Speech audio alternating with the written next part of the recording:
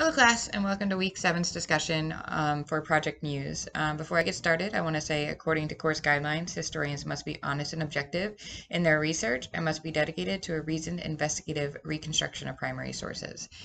With that being said, this week we did our discussion on the Project Muse database, and we were looking for sources that would support our dissertation, our possible dissertation topics. As I have stated in several of these discussions, my dissertation potential topic is on women and the student activism in the 1960s. However, when I was looking through the Project Muse database, I struggled with trying to find specifics on that topic.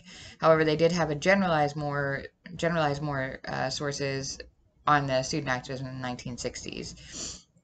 A few of the articles I found, 3 of them, were focused on the student activism in the South, and then there was a review for the New Left 1960s student, and then there was another article or book called Speak Freely, Why Universities Must Defend Free Speech. The first source was from a book called Rebellion in Black and White Southern Student Activism in the 1960s by Robert Cohen, David Snyder, and Dan T. Carter. This book kind of did a whole overview of the student activism in the South, and there was one chapter, particularly chapter 3, that focused on the free speech topic in both Mississippi and the Carolinas. They talked about how the First Amendment, affected the public institutions in the South, not just the white schools, but also the African American schools as well. The source is good for the fact that I can really get some further information about Southern schools, which is not something I focused on in the past. But again, it didn't speak to this idea of the women's involvement in the student activism. The second source was also from a book titled Speak Freely, Why Universities Must Defend Free Speech by Keith Whittington. This book had a chapter on it as well, chapter 2,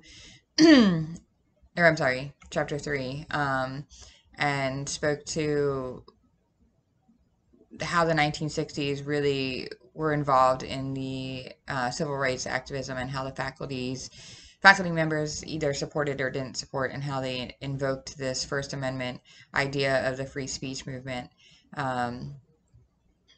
And it really, the whole chapter actually goes into detail, and it's more focused on present day than it is in the past, but they do speak briefly about the 1960s. So I can definitely use this source for those to see how it has evolved since the 1960s. The final source was actually a review of 3 different books. The 3 books that it reviewed were A Hard Rain Fell, SDS and Why It Failed, which is a source I've already looked at for one of my other discussions. And then the other 2 were Many Minds, One Heart, NCC Dream for New America, and Students for Democratic Society Graphic History, all done by Michael Combs.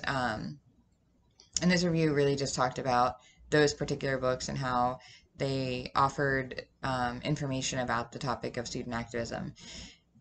Again, this didn't talk about the women involved, so it will be an interesting source to use, but to get further background on it.